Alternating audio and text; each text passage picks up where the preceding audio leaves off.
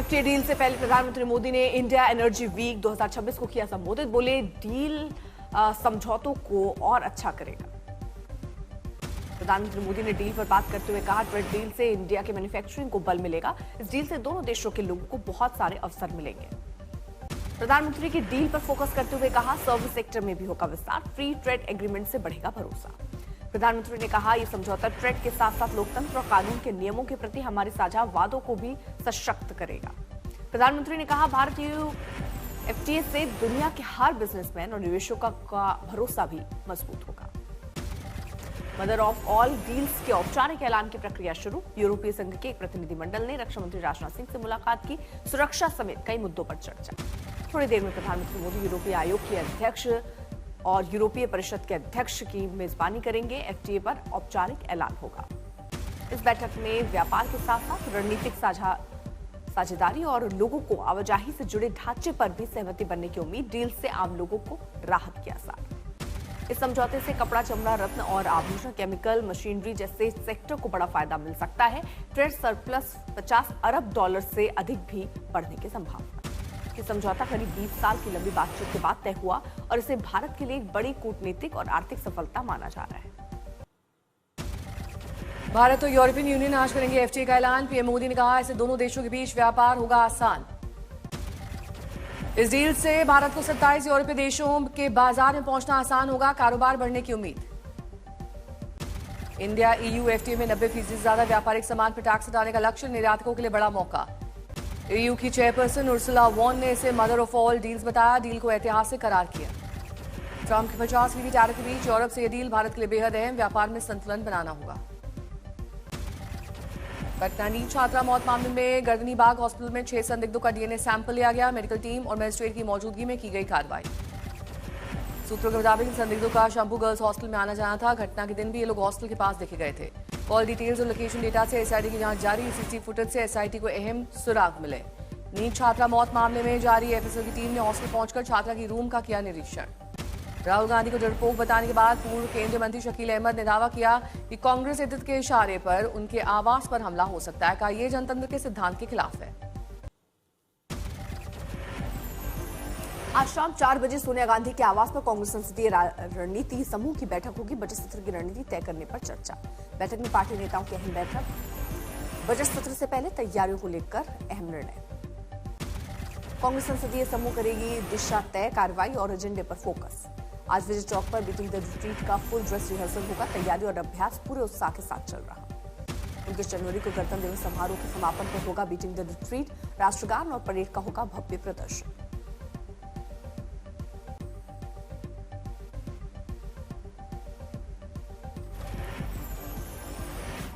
राहुल गांधी ने राष्ट्रपति भवन कार्यक्रम में नॉर्थ ईस्ट का पटका पहनने से किया इनकार। छिड़ा विवाद। असम के सीएम ने इसे नॉर्थ ईस्ट के लोगों का अपमान बताया। राहुल गांधी से माफी की मांग की।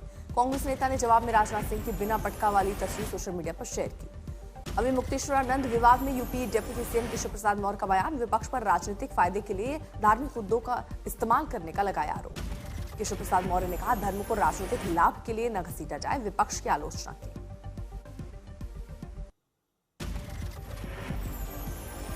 उत्तराखंड के कई हिंदू तीर्थ स्थलों पर अब गैर हिंदुओं के प्रवेश पर बैन। गंगोत्री धाम में लागू हुआ ये बैन। हर की पैड़ी के बाद गंगोत्री, बद्रीनाथ, केदारनाथ मंदिर समिति भी प्रवेश नियम लागू करने की योजना बना रही है। सरकार प्राचीन धार्मिक स्थलों से जुड़े कानून की समीक्षा करेगी। नियमों को लेकर तैयारी जारी। कांग्रेस ने बीजेपी सरकार पर अलगाव और धर्म के नाम पर राजनीति करने का आरोप लगाया। गैंग से गोल्डी बराड़ के माता पिता गिरफ्तार। मुक्तसर रंगदारी मामले में पकड़े गए सरकार कर्मी पर शिकायत पर कार्रवाई। उत्तर प्रदेश के बरेली के सिटी मजिस्ट्रेट अलंकार अग्निहोत्री केस में राज्य सरकार का बड़ा एक्शन। सिटी मजिस्ट्रेट अलंकार अग्निहोत्री को किया गया सस्पेंड। शुरुआती जांच में दोषी पाए जाने पर की गई कार्रवाई। सिटी मजिस्ट्रेट के खिलाफ विभागीय जांच के आदेश। बरेली मंडल के आयुक्त होंगे जांच अधिकारी। बरेली के सिटी मजिस्ट्रेट अलंकार अग्निहोत्री के आरोप पर प्रशासन ने रखा अपना पक्ष। एडीएम ने आरोपों को पूरी तरह से खारिज किया। सभी आरोपों को निराधार बताया। विवाद के बीच इस्तीफा दे चुके सिटी मजिस्ट्रेट ने देर रात अपना सरकारी आवास खाली कर दिया।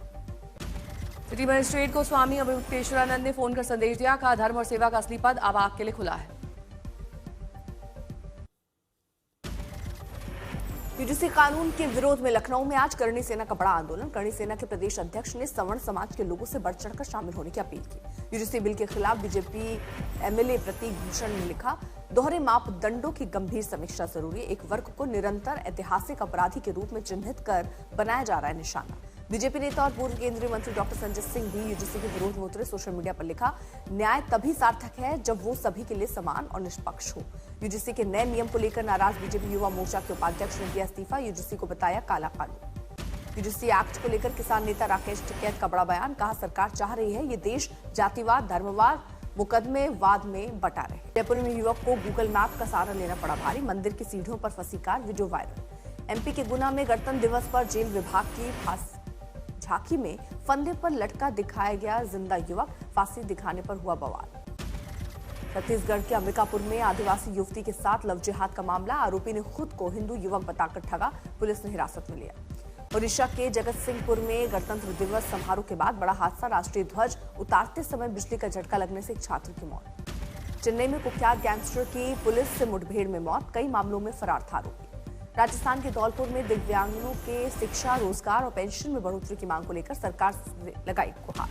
मुजफ्फरनगर में आलू गोदाम में लगी भीषण आग से हाहाकार। हादसे में लाखों का नुकसान, कड़ी मशक्कत के बाद पाएगा काबू। दिल्ली में मौसम विभाग ने आज जारी किया भारी बारिश और तेज हवाओं का अलर्ट, और बढ़ेगी ठंड, जारी हुआ येलो अलर्ट। दिल्ली में दिखी धुंध, अक्षरधाम से सामने आई तस्वीरें। दिल्ली एनसीआर में वायु गुणवत्ता में सुधार के चलते ग्राफ्टी प्रतिबंध हटाए गए। बारापुला से ड्रोन तस्वीरें आई सामने। मुंबई में धुंध ने पूरे शहर को घेरा। बदाला इलाके से इमारतें स्मॉग में पड़ी धुंधली। उत्तराखंड में मौसम विभाग ने जारी किया ऑरेंज और येलो अलर्ट। अगले 2 दिन तेज हवाएं चलने के साथ जोरदार बर्फबारी की संभावना। राजौरी के पीर पंजाल में भारी बर्फबारी के बीच मस्ती करते दिखे पर्यटक। बर्फबारी के कारण सड़कों पर फिसलन बनी, सैलानियों के लिए मुसीबत। गाड़ियों पर धक्का लगाते दिखे लोग। कश्मीर के डोडा में जमकर बर्फबारी, चारों तरफ जन्नत जैसा नजारा। पेड़ों और वाहनों पर जमी मोटी बर्फ की चादर। डोडा के भलेसा में बर्फबारी के बाद बदला नजारा। पहाड़ों के साथ मकान की छतों पर बिछी बर्फ। हिमाचल प्रदेश के जोजिला दर्रे की सड़कों से हटाई गई बर्फ। यातायात के लिए खोला गया मार्ग। मनाली में भारी बर्फबारी से कड़ाके की ठंड, सामने आई तस्वीरें, दिख रहा है जन्नत जैसा नजारा। कुल्लू में भारी बर्फबारी के कारण कई पर्यटक फंसे, कई घंटों से लगा जाम। 15 किलोमीटर दिखी गाड़ियों की लंबी लाइनें। चमोली में 2 युवाओं ने बचाई बर्फ में फंसे 12 बेजुबानों की जान, रेस्क्यू कर सुरक्षित निकाला बाहर। बागेश्वर में भारी बर्फबारी से बंद सड़कों को खोलने का कार्य लगातार जारी। कपकोट में जनजीवन प्रभावित। मंडी में बर्फ के बीच 7 किलोमीटर पैदल चलकर गई बारात और ले आए दुल्हन पैदल ही ले आए दुल्हन, तस्वीरें आई सामने।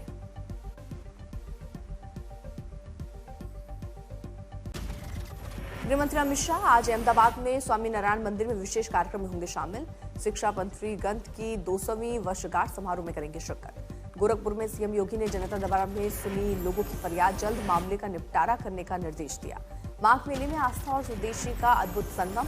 1 डिस्ट्रिक्ट 1 प्रोडक्ट थीम के आधार पर स्वदेशी उत्पादों की विशेष प्रदर्शनी। कैदियों द्वारा तैयार फर्नीचर बने आकर्षण का केंद्र। स्वदेशी उत्पादों की खरीदारी के लिए उमड़ी लोगों की भीड़। वोकल फॉर लोकल की झलक। शिरडी में अमेरिका से आए साईं बाबा का अनोखा भक्त। एनआरआई भक्त ने साईं बाबा को भेंट किया 1.25 करोड़ का सोने का मुकुट। बॉर्डर 2 की सफलता के बाद आएगी बॉर्डर 3। निर्देशक अनुराग सिंह बनाएंगे फिल्म। बॉर्डर 3 में भारतीय सेना की बहादुरी और बलिदान की कहानी दिखाई जाएगी। रिपब्लिक डे पर बॉक्स ऑफिस में बॉर्डर 2 की गूंज। चौथे दिन बनाया कमाई का कीर्तिमान। वर्ल्ड वाइड कलेक्शन 200 करोड़ के पार।